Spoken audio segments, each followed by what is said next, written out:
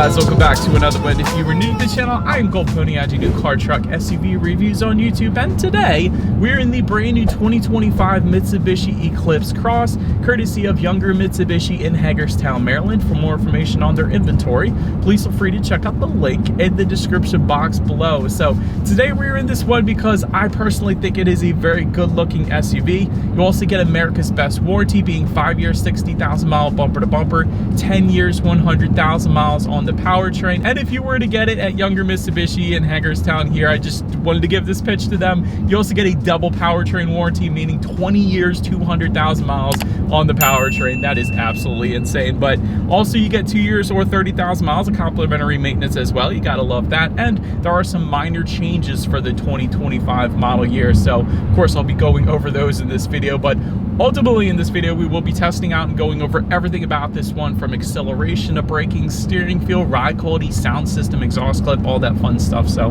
having said all that, what do you guys say? Let's just go ahead and jump right into it. And as always, let's start with pricing. And so as you can imagine, there are several different trim levels for the 2025 Eclipse Cross. You got the ES starting at $26,545, which by the way is a modest $200 bump from the 2024 model year. That's really not that bad. LE for $28,195. You got the SE being the one we are in today, of course, starting at $29,245. SEL for $30,645, and lastly the SEL Touring going for $32,495. But regardless of the trim level that you go with, the power plant on the Eclipse Cross is going to be the same. Powering the beast is a 1.5 liter turbocharged 4-cylinder, putting out 152 horsepower at 5,500 RPM, 184 pound-feet of torque, coming in at 2,000 RPM. That power being sent to all four wheels through Mitsubishi's rally-inspired four-wheel drive system, which they call Super All-Wheel Control.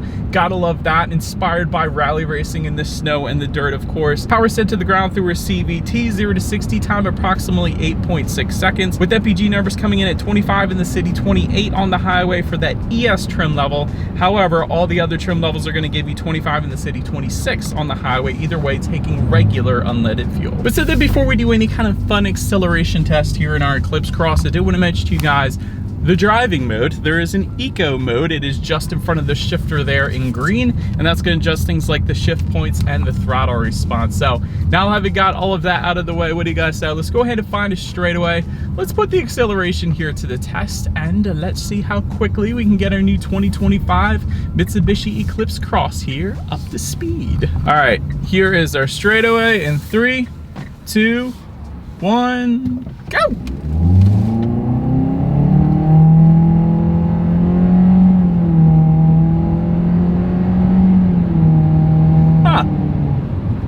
You know what I said about there is the CVT kind of simulates an automatic pretty darn well. Like, it took it up to the red line, it bounced it back, and then it kept on going. So it was kind of interesting, that acceleration there. I mean, it's not the quickest thing in the world. I wasn't really expecting it to be, but the fact that the CVT kind of simulated an automatic a little bit, I kind of like that. So yeah, well done Mitsubishi on that aspect. But yeah, not the quickest thing in the world. There wasn't that much turbo lag though, we'll say that, for it being a turbocharged 4-cylinder. So I didn't mind the initial get up and go, although it's not going to be as quick as a naturally aspirated car or an electric car, but it got the job done. We'll just leave it at that. But anyways, to go along with that acceleration, as always, braking is equally important. And so up front you will find 11.6-inch ventilated front discs. In the back, 11.9-inch solid rear discs. As far as that 60-0 stopping distance goes, it comes in at 125 feet, which on paper is pretty par for the course there. As far as braking feel goes, I like it. It's actually a little bit on the firmer side of things. So I really like the braking feel in the Eclipse Cross. 125 feet, it's right in the middle of the pack. So yeah, absolutely nothing wrong with that braking setup there. Then touching on suspension and handling, up front you're going to get a McPherson strut front suspension. In the back, independent multi-link rear suspension, front and rear stabilizer bars. As far as ride quality goes, in our short little test drive here today, I haven't had any issues. It's pretty much as you would expect the Eclipse Cross to ride like. Not the smoothest ride in the world, but it's certainly not a Honda Civic either, so it gets the job done there. As far as steering feel goes, it's definitely on the looser side of things. I do wish it was a little bit more of a heavy steering feel to the Eclipse Cross, especially with a name like the Eclipse Cross. Like, this comes from a very fun car back in the day.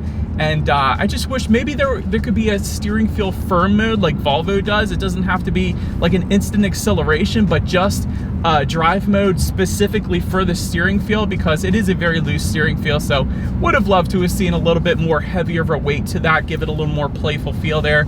As far as cabin noise goes, this is the perfect test. We're going 50 miles per hour right now. I get a little bit of engine noise when you really get on it, but otherwise it's nothing that would personally bother me. Then touching our rear visibility, it's not the biggest rear window, but it's certainly not what it used to be. I remember back in the day, the Eclipse Cross had that little bar across the middle and the back, and that impeded rear visibility so bad, but it's actually a lot better than it used to be. So I really don't have any issues with that either.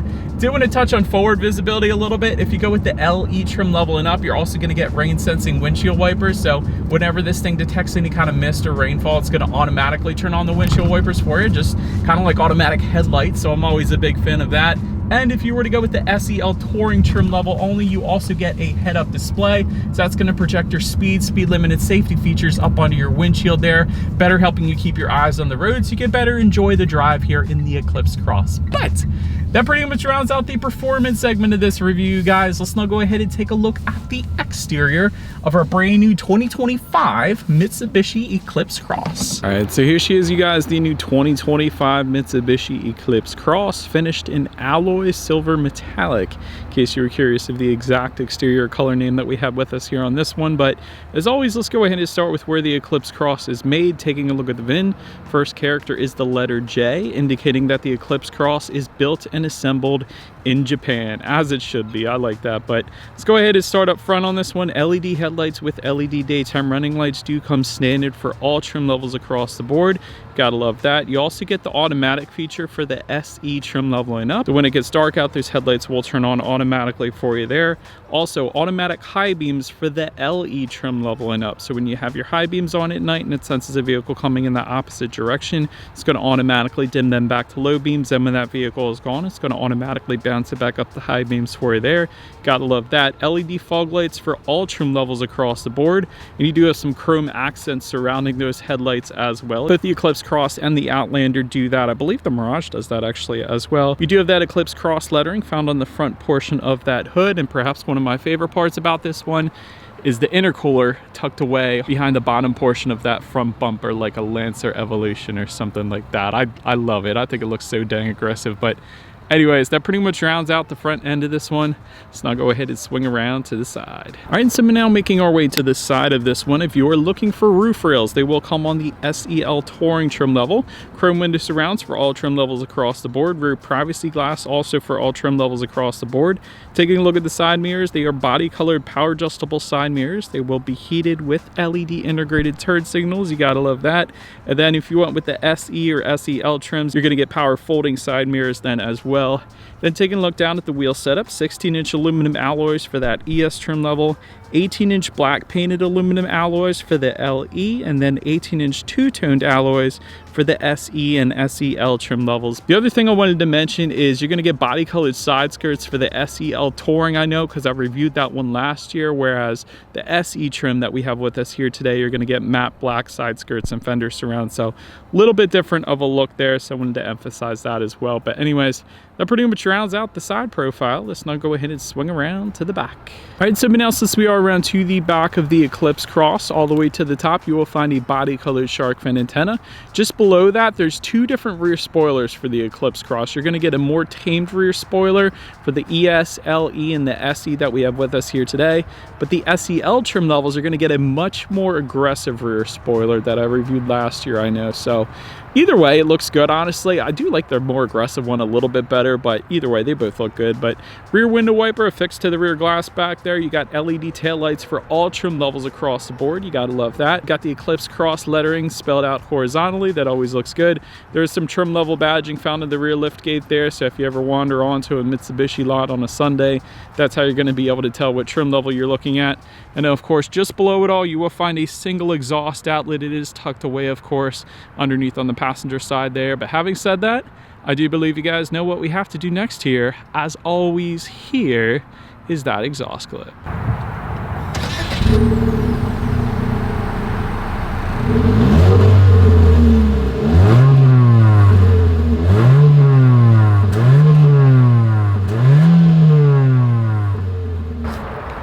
Alright, so but now since we are around to the back of the Eclipse Cross, when it comes to opening that rear liftgate, it is a manual liftgate for the ES and the LE trim levels. However, it is a hands-free power liftgate for the SE and the SEL trim, so that's pretty darn convenient. There is a button on the key fob, of course, and there is a rubberized button on the liftgate itself then as well. But once opened up, cargo capacity comes in at 23.4 cubic feet. If that was not enough space, there is a 60-40 split, meaning the rear seats do fold down for quite a bit of extra space then if you needed it. Another thing that doesn't always come standard though, you get a cargo cover coming standard on all trim levels across the board. So that's pretty cool. It's always nice to conceal sometimes what you got back there so nobody is tempted to break in, I suppose. But cargo lighting back there, you got tie down anchors as well. There is a grocery bag hook. I always like seeing those. And then if you were to lift up underneath of that cargo floor, you will find a spare tire as opposed to the fix-a-flat, which I always prefer the spare tire. So big fan of that. But now let's go ahead and make our way to the rear legroom. That is going to come in at 37.1 inches. For reference, I'm an even 6 feet tall. This is how much space I had in the back seats there. Rear seat mat pockets coming standard, of course. You got a rear center armrest with cup holders, USB-A and USB-C charging ports back there, heated rear seats for the SEL Touring trim level. So if you wanted to spoil the rear passengers, go with that top trim. The only thing that's missing really that I found was there's no rear ventilation. So kind of curious that I didn't see that. But anyways, let's go ahead and make our way up to the front seats. Cloth seating for the ES and LE trim levels. You get an absolutely amazing leather suede combination for the SE trim. I think these might be my favorite seats of any SUV I've tested, quite honestly. Leather seating for the SEL trim levels. Heated seats for the LE trim level and up. 8-way power driver seat for the SE trim level and up. You get an 8-way power adjustable passenger seat for the SEL trim level and up. Overall, as far as seat comfort goes, I've always loved the leather suede combination. I think they are just some of the most comfortable seats. The bolsters on the sides hold you in place so incredibly well.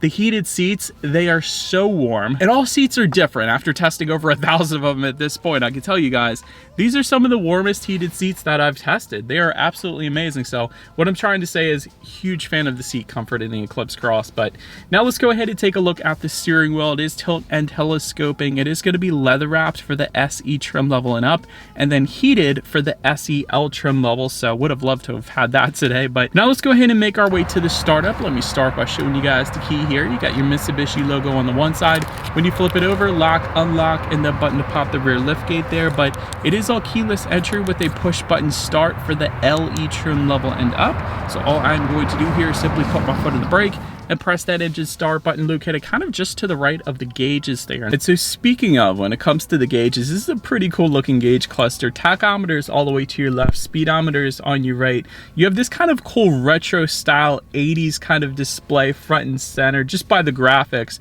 What's even cooler with those graphics is when you turn the Eclipse Cross off, it says see you. It doesn't say goodbye, it doesn't say sayonara, it says see you. I don't know, it just seems like such a Japanese kind of car thing to say when you turn a vehicle off. So I thought it was pretty cool actually. So a big fan of that. But you do have your outside temperature up there. It tells you if you are in that eco driving mode up there as well. And overall the gauges look okay. It doesn't necessarily have to be a digital gauge cluster, but I do wish it was a little more vibrant, like maybe a different color, maybe like a blue gauge needle or blue gauges itself to kind of match that center digital screen, or even red gauges I think would look cool. Just something with a little more color rather than just the basic black and white. That's all I'm saying. But now let's go ahead and make our way to overall interior quality. You're going to find a power panoramic roof for the SEL Touring trim level only. Auto dimming rear view mirror with home light controls for the SEL Touring as well. Dual zone climate control for the SE trim level and up, so both driver and passenger can set their own temperatures there. Automatic climate control for the ES and LE trims. You get an upper and lower glove box. That's one of the things I always like to mention with the Eclipse Cross, because I think it's stinking cool. A lot of times you only get one glove box, but you can actually put the owner's manual up top, or you can take that out and store something else up there, I suppose. But I always think that's pretty cool. You get this cool kind of texturized carbon fiber look surrounding the power window buttons on the doors. I thought that was nice. Nice chrome door handle, gloss black surrounds with that. A lot of gloss black surrounding the shifter, which I am always personally a fan of. Just in front of the shifter, you got a little bit of rubberized storage, couple USB charging ports there. You got this super all-wheel control button just to the right of the shifter. I forgot to mention that earlier. That locks it in that four-wheel drive mode if you're perhaps off-roading or driving in the snow or something like that.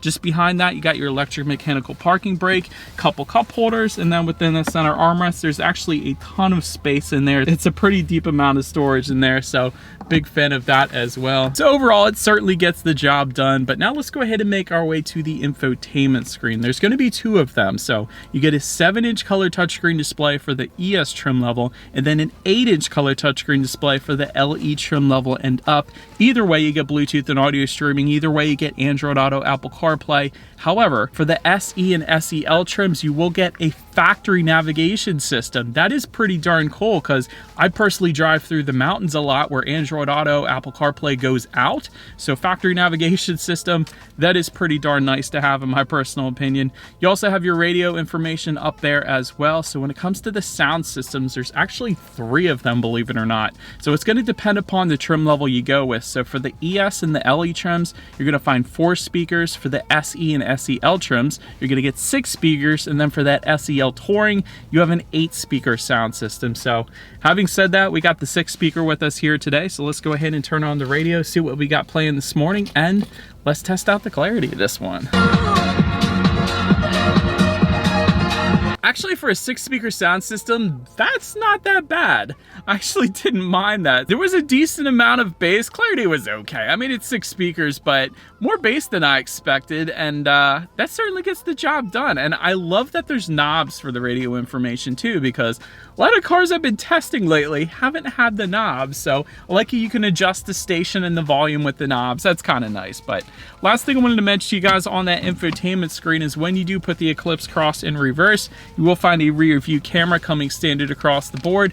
Not the highest quality rear view camera out there, but it gets the job done. Also, if you go with the SEL trim levels, you're also going to get a 360-degree monitor giving you that bird's eye view, which is always going to lead us into safety. So first thing I always mention in the safety part, this is not an IIHS top safety pick, unfortunately. Front side curtain airbags do come standard. You get a driver's knee airbag up front as well. In the back, you're going to have latch, aka lower anchors to tethers for children for the rear car seats. Rear child door locks, tire pressure monitoring system, but also coming standard. Lane departure warning and automatic emergency braking with pedestrian detection. Then for the SE trim level and up, you're going to get a blind spot monitoring system with rear cross traffic alert. And for the SEL trim level, you're also going to get adaptive cruise control as well. So overall, when it comes to my final thoughts of the Eclipse Cross, definitely a good looking SUV, especially up front. It's a heck of a look up front. You do also get America's Best Warranty, which is always impressive. And especially if you get it from younger Mitsubishi here, because they give you a double powertrain warranty. So that's definitely nice. Rear vents would be nice though. As far as constructive criticism goes, I would love to see some rear vents because I got kids, and if they're in the back, I want them to be comfortable, of course. The other thing is, it's not an IIHS top safety pick because of the poor crash test rating, so would have loved to have seen that improve as well. Maybe if they make the next generation, they'll improve upon that. Also, like I mentioned earlier, would love to have a little bit heavier of a steering feel, especially with a name like the Eclipse. Would love to have a more sporty steering feel than this loosey-goosey one that we got in this thing.